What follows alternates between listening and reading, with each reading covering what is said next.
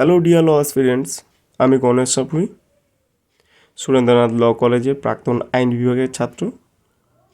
বর্তমানে government centre of legal এডুকেশনের আইন বিভাগের ছাত্র।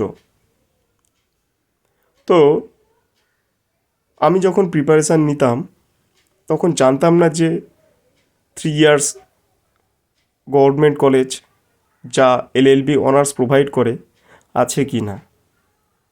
বাই দ্য ওয়ে, তো এরকম হয়তো অনেক অ্যাসপিরেন্টস থাকতে পারো যারা 3 ইয়ার্স গভর্নমেন্ট ল কলেজ সম্পর্কে জানো না। তো তাদের উদ্দেশ্যেই আজকে ভিডিওটা করা। আমাদের পুরো পশ্চিমবঙ্গ তথা বলা যেতে পারে ভারতবর্ষে এত কম খরচে 3 ইয়ার্স এলএলবি অনার্স প্রোভাইড হয়তো অনেক কলেজই করতে পারবে না, যা দ্য ইউনিভার্সিটি অফ বর্ধমান অ্যাসপিরেন্টসের প্রোভাইড করে। তো যাই হোক, আজকের এই ভিডিওটা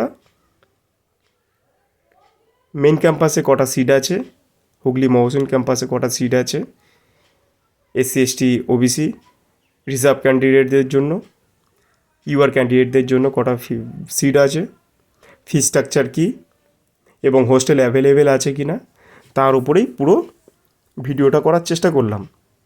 ভালো লাগলে অবশ্যই লাইক করবে, কমেন্ট করবে, সাবস্ক্রাইব করবে। এবং বলে রাখি, তোমরা যারা 2025 ল এন্ট্রান্স এক্সামের জন্য প্রিপারেশান নিচ্ছ, তোমাদের কাছে বিশাল বড় একটা গোল্ডেন অপরচুনিটি। তার কারণ মহসিন কলেজে 40খানা সিট বাড়িয়েছে।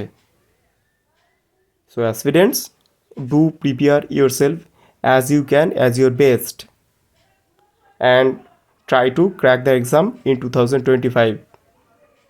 ওকে, তো সবাই ভালো থেকো।